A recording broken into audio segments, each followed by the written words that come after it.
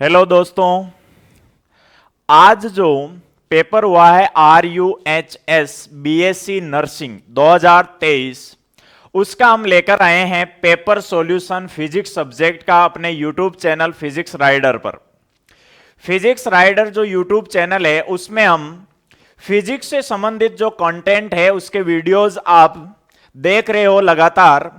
और अगर अभी तक किसी ने अपना चैनल जो फिजिक्स राइडर है उसको सब्सक्राइब नहीं किया है तो फर्स्टली आप जाके चैनल को सब्सक्राइब करो और इसको ज्यादा से ज्यादा शेयर करो। आज अपना जो वीडियो होने वाला है वो बीएससी नर्सिंग पेपर 2023 के फिजिक्स सब्जेक्ट के सॉल्यूशन पर बेस्ड है। आगे आप इस वीडियो को अगर अच्छे से प्यार देते हो तो आशा है कि इसी YouTube चैनल फिजिक्स राइडर पर आपको बीएससी नर्सिंग से रिलेटेड फिजिक्स के कॉन्सेप्ट भी आपको देखने को मिलेंगे, उससे रिलेटेड प्रैक्टिस शीट, या आप यूं कह सकते हो कि बीएससी नर्सिंग जो फिजिक्स सब्जेक्ट है उसमें नंबर लाने की गारंटी मैं ले सकता हूं इस पेपर को देखते हुए। तो देखो, फर्स्टली हम करते हैं पेपर का रिव्यू।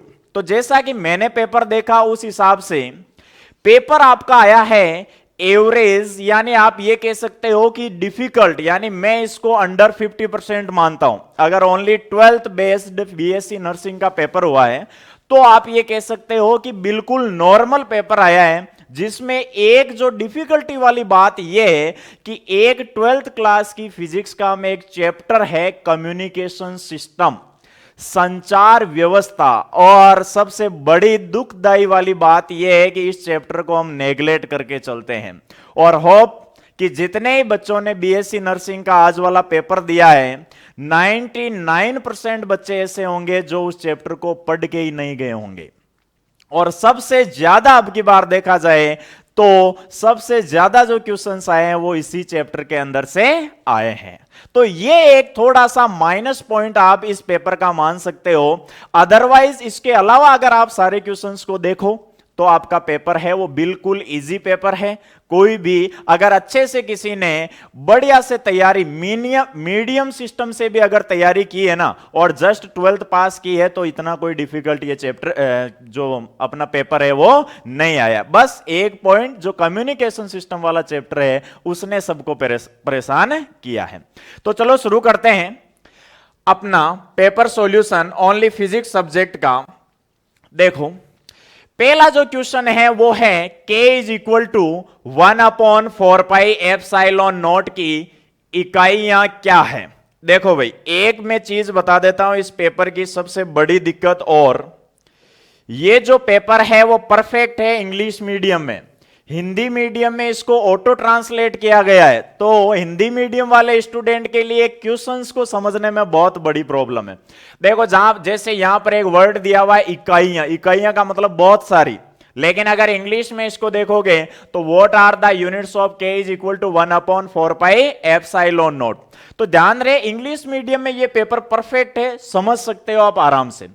तो देखो, k इज इक्वल टू 1/4πε0 की यूनिट क्या होती है भाई? Newton metre square upon coulomb square. आप जानते हो F is equal to k Q1 Q2 upon R square होता है। यहां से k निकालते हो तो आपकी यूनिट आती है newton metre square upon coulomb square.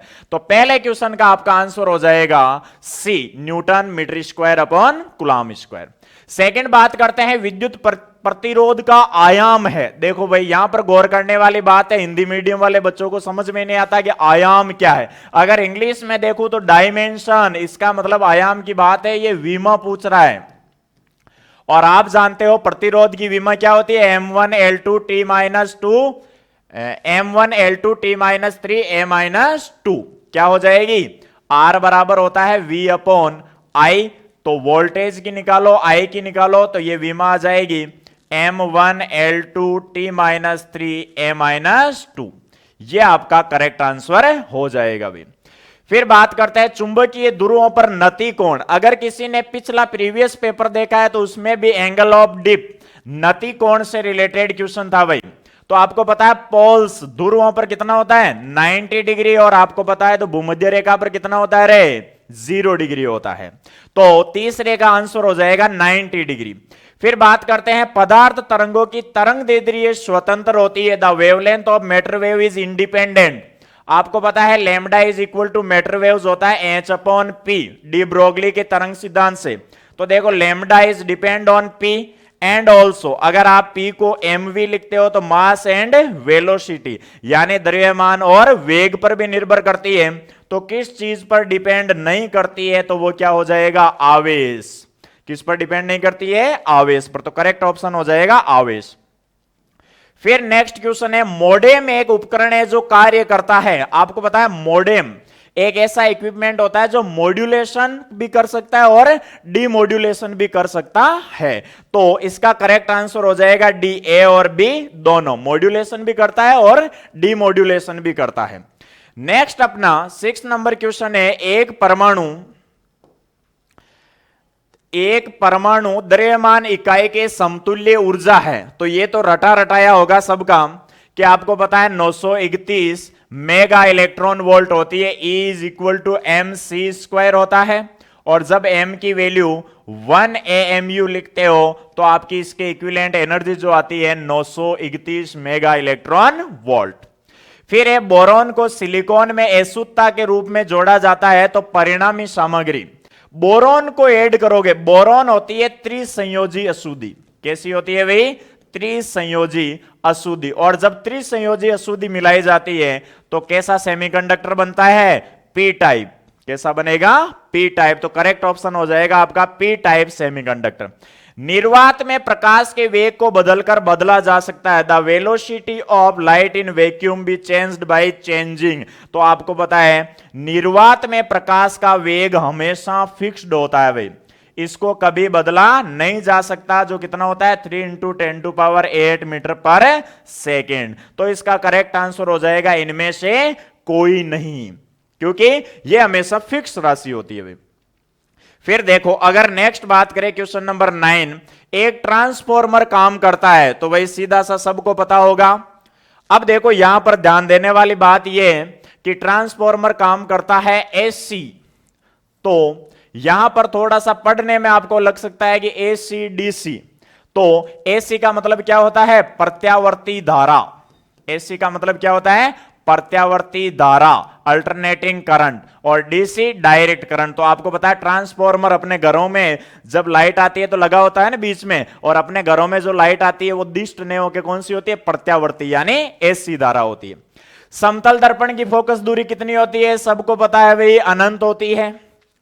Next question की बात करें, क्वेश्चन नंबर 11, निम्नलिखित विकल्पों में से किसका उपयोग प्रसार विद्युत चुंबकीय तरंग उत्पन्न करने के लिए किया जाता है। सबको पता है भाई चार्ज होता है वो अपने नेचर में 3 प्रकार का होता है, एक तो रेस्ट में, एक मोशन यानी गति की अवस्था में लेकिन कांस्टेंट वेलोसिटी से, और तीसरा होता है एक्सेलरेटेड यानी त्वरित आवेश। जब रेस्ट में होता है तो ओनली विद्युत क्षेत्र देता है, नियत वेग से गति करता है तो विद्युत क्षेत्र और चुंबकीय क्षेत्र। लेकिन जब त्वरित होता है, त्वरित का मतलब अनियत वेग से गति करता है, तो वो आपके विद्युत चुंबकीय तरंगों का निर्माण करता है। तो इसका करेक्ट आंसर क्या हो जाएगा, एक त्वरित चार्ज, एन एक्सेलरेटेड चार्ज। ये आपको EMW देता है भाई, विद्युत चुंबकीय तरंगे। सूर्योदय एवं सूर्यास्त के समय सूर्य का रक्ताप दिखाई देने का कारण है। देखो क्वेश्चन बहुत इजी है लेकिन प्रॉब्लम हो सकती है हिंदी मीडियम वालों को।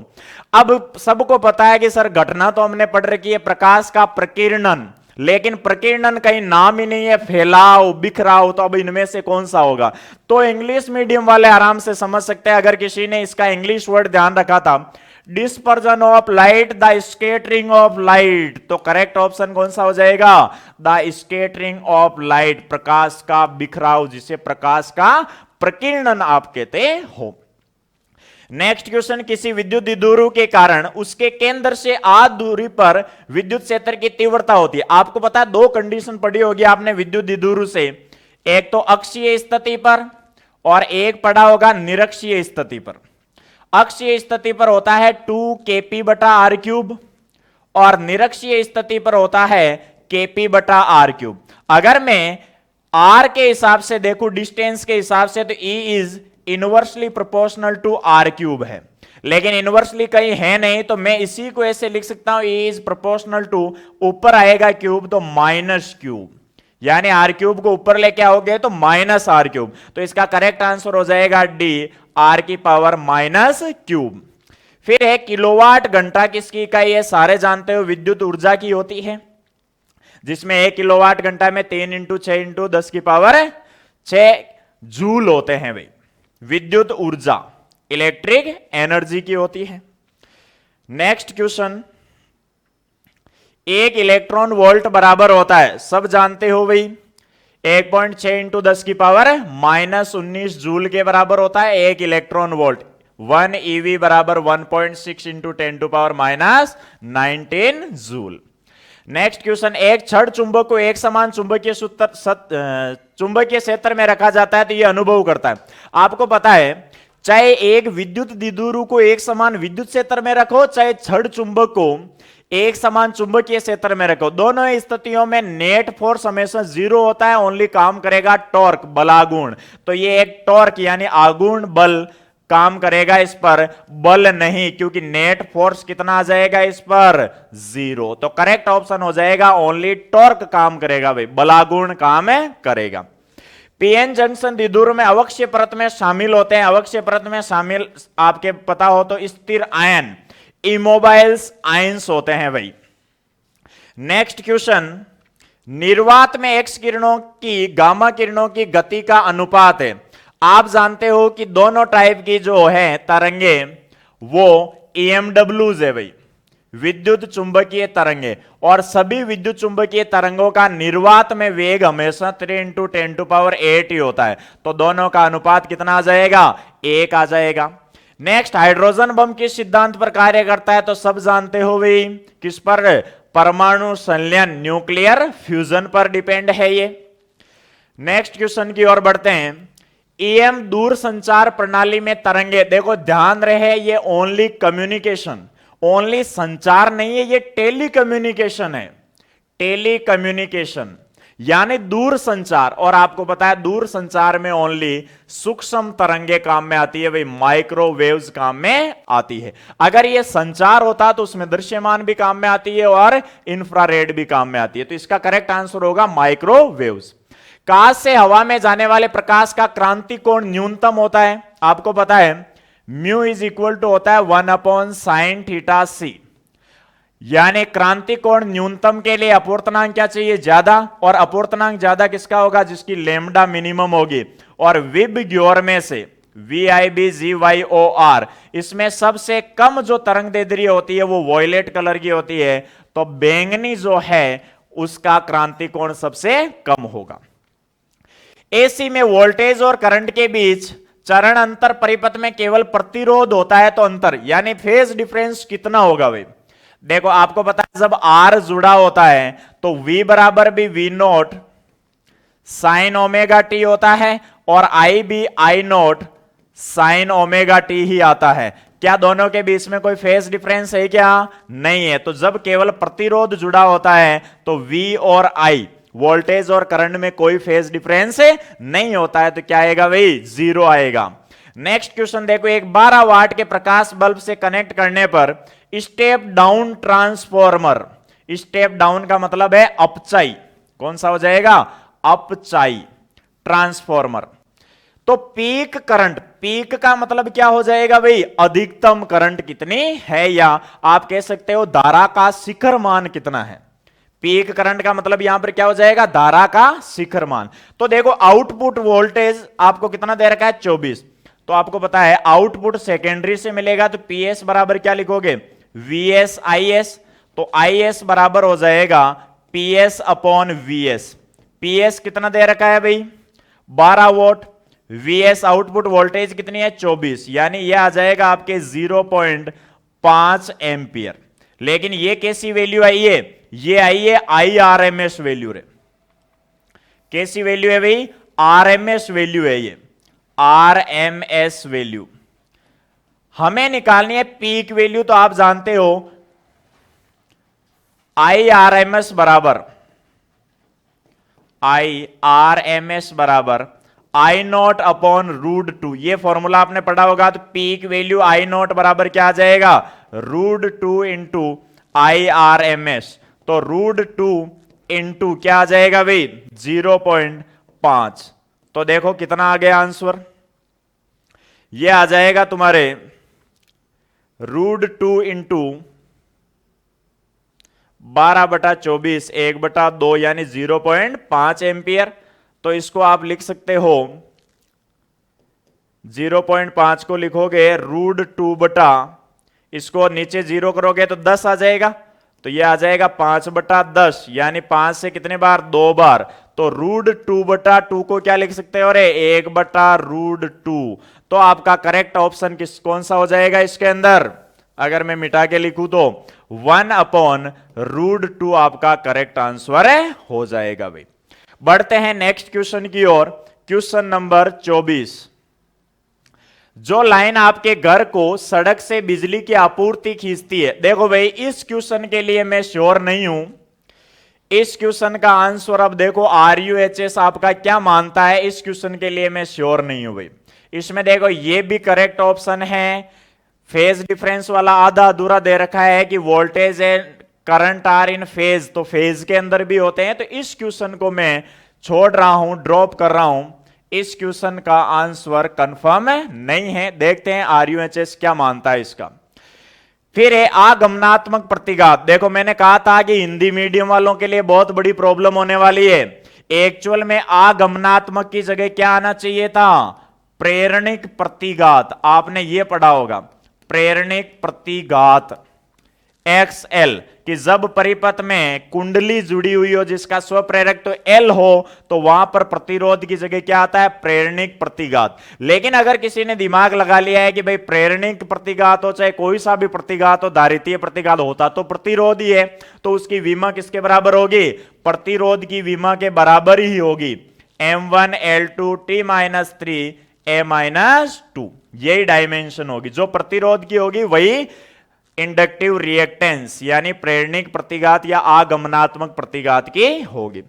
नेक्स्ट, ट्रांसफॉर्मर किस सिद्धांत पर आधारित है, आपको पता है दो कुंडलियां होती है। देखो फिर हिंदी मीडियम वालों के लिए प्रॉब्लम, पारस्परिक प्रेरण, जिसको आपने पढ़ा होगा अन्योन्य प्रेरण, एक्चुअल में अन्योन्य प्रेरण।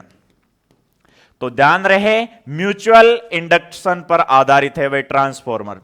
नेक्स्ट क्वेश्चन 27 नंबर, निम्नलिखित विकल्पों में से किसे उष्मा तरंगे कहा जाता है। तो आपको पता है उष्मा तरंगे इंफ्रारेड, जिनको आप बोलते हो अवरक्त तरंगे। क्या बोलते हो भाई, अवरक्त तरंगे, जो हाईली एनर्जी वाली तरंगे होती है।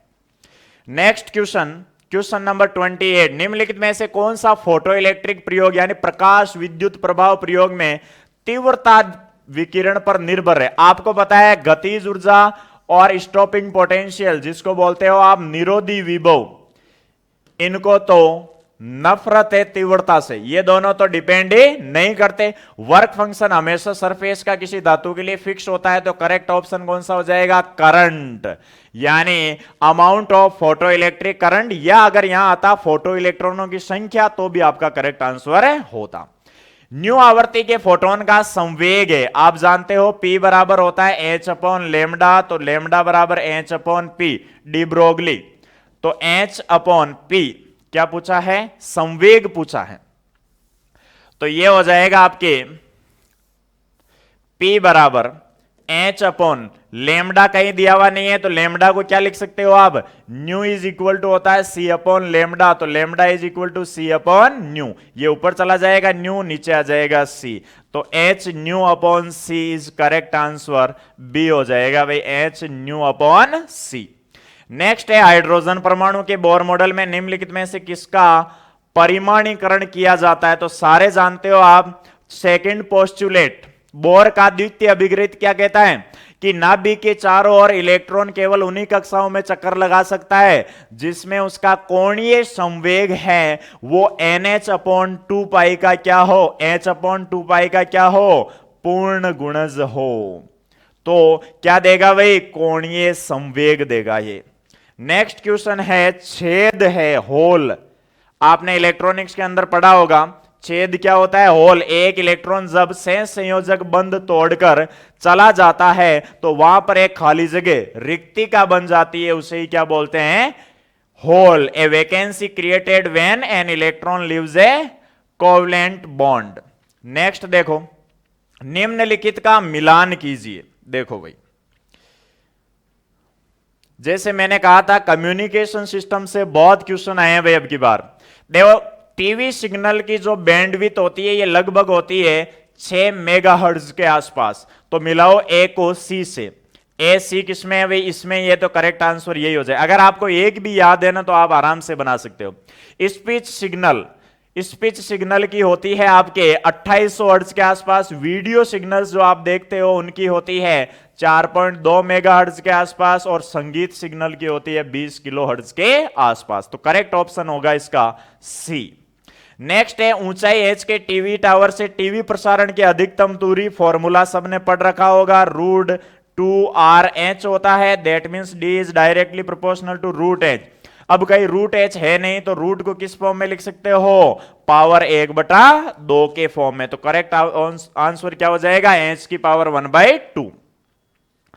नेक्स्ट, तो ये आपके 33 क्वेश्चंस थे भाई RUHS बीएससी नर्सिंग 2023 फिजिक्स के, जिनमें से एक क्वेश्चन पर मैं श्योर नहीं हूं और उसका कोई करेक्ट आंसर भी नहीं है। उसमें 2 आंसर करेक्ट आ रहे हैं, तो उसका आरयूएचएस क्या मानता है? बाकी 32 क्वेश्चंस के 100% राइट आंसर आपको मिल गए हैं। और फिर भी अगर आपको इस पेपर से रिलेटेड कोई भी डाउट है, कोई भी क्वेश्चन में क्वेरी है, तो आप कमेंट सेक्शन में जाके आराम से लिख सकते हो और बता सकते हो। आपको जो उसका रिप्लाई है हाथों हाथ अवेलेबल हो जाएगा।